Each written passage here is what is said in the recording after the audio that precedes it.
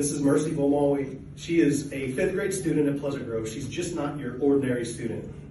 She's a leader and a positive role model. Mercy is patient, kind, humble, intelligent, responsible, accountable, and dependable. In the poem, The True Gentleman by John Walter Wayland, the author writes, "The true gentleman is a man whose deed follows his word, who thinks of the rights and feelings of others rather than his own, who appears well in any company, a man with whom honor is sacred and virtue safe."